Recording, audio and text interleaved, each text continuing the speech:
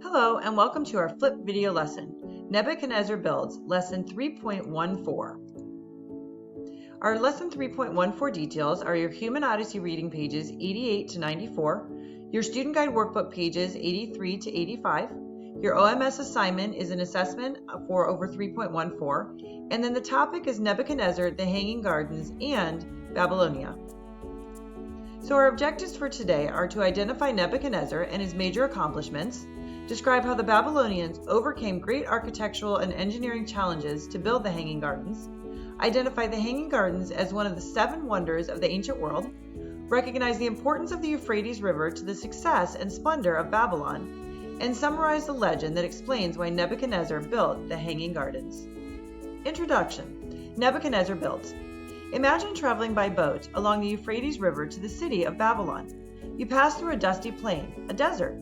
The sun is beating down on you and the heat is intense. Now you see the city in the distance. You begin to distinguish the roofs of buildings and a high wall surrounding them. Then you see something else. Plants seem to float above the city. In the middle of this flat, arid land is a green mountain, a mountain that was not there when you visited as a child. How could that be? Who built it? How? And why? Who was Nebuchadnezzar of Babylon? His early life. Nebuchadnezzar was born around 634 BC in the city of Babylon. His father, Nabopolassar, the king of Babylon. Growing up, Nebuchadnezzar was raised as the crown prince of the nation. He learned about the Babylonian gods, the laws of Babylon, and how to fight and lead an army. When Nebuchadnezzar was born, Babylon was ruled by the Assyrian Empire. However, while still a boy, his father led a revolt against the Assyrians. He allied with the Medes and defeated the Assyrians, sacking the city of Nineveh in 612 BC.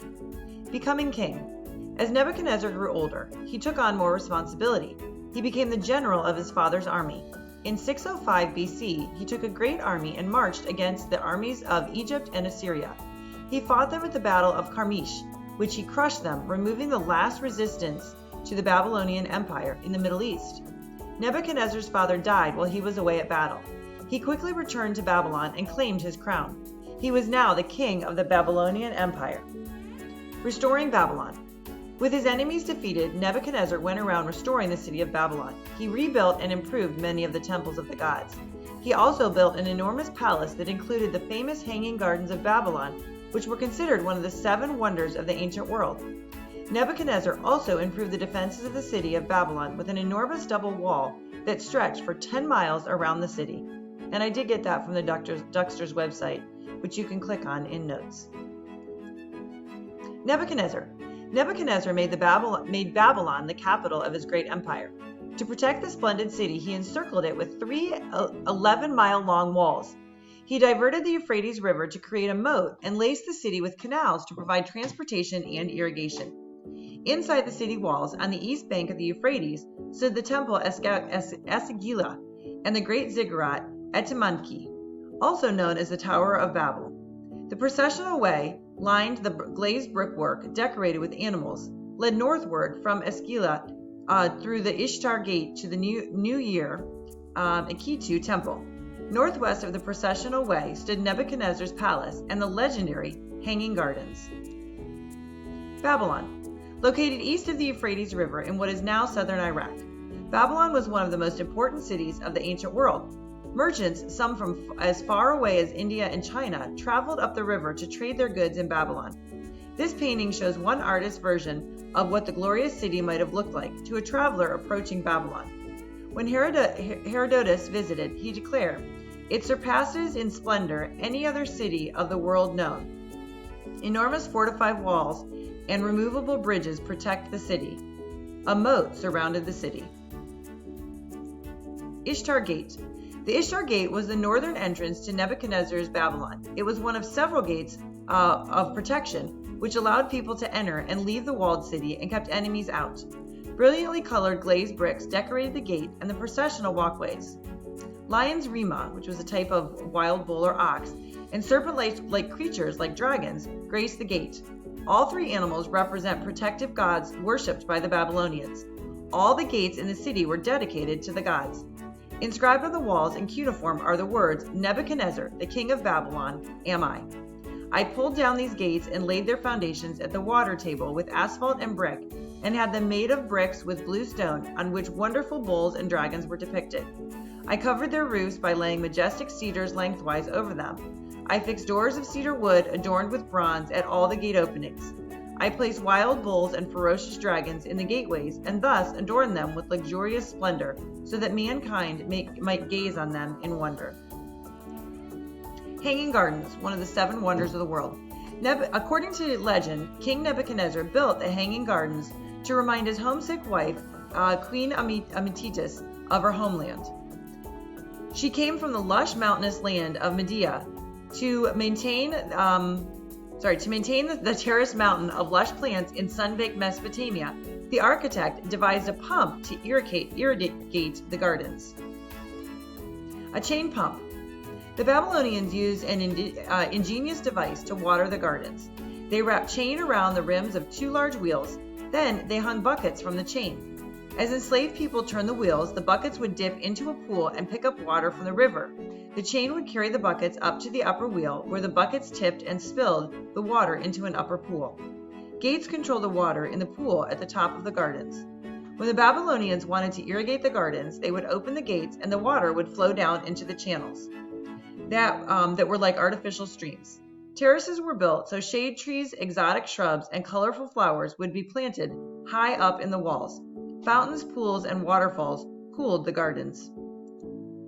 Tower of Babel. Looming over Babylonian was the famous Tower of Babel.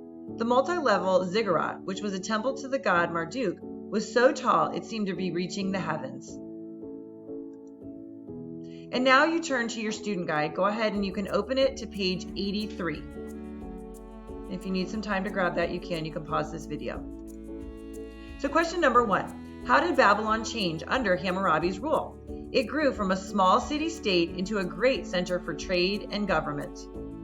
Question number 2. What happened to Babylon in the 1,000 years following Hammurabi's rule? Sumer declined following Hammurabi's death, but did not disappear. The Babylonians built on the foundations laid by Sargon, Hammurabi, and others to build a glorious city. Eventually, a new king, Nebuchadnezzar, rebuilt the city as the capital of his empire. For 1,000 years, Babylon grew as the empire expanded. Huge towers, mammoth walls, and ornately decorated gates and palaces were built to adorn the splendid city. Question number 3. Where did Babylon's trade routes extend during Nebuchadnezzar's rule? Babylonians traded up and down the Euphrates River and traveled to the Persian Gulf, far into Asia Minor, and to the ports along the Mediterranean Sea. Question number 4. Describe the walls Nebuchadnezzar had built. He fortified the double walls around the city and had an outer wall built beyond that. The outer wall was so wide it could hold 2 chariots side by side. Towers were built on top of the outer wall, and a moat was built around it. Question number 5. Describe Babylonians building projects completed during Nebuchadnezzar's reign. There was Ishtar's Gate, the Processional Way, the Temple of Marduk, and the Hanging Gardens, along with the Tower of Babel. It is very important that you are completing your reading pages 88 to 94. Those are in your OMS lesson. You can read your book or you can have them read to you. Please make sure you do that to get a complete understanding of this lesson. Important vocabulary words to understand. Splendor, it means magnificent and splendid appearance, grandeur. Homesick means experience a longing for one's home during a period of absence from it. Reign is the period during which someone or something is predominant. And terrace is a series of flat areas made on a slope. And here we come to our quote section. Architecture is space structured to serve man and to move him. Etienne Gabori. Thanks for joining me today. As always, stay positive, stay fighting, stay brave, stay ambitious, stay focused, and stay strong. Have a great day.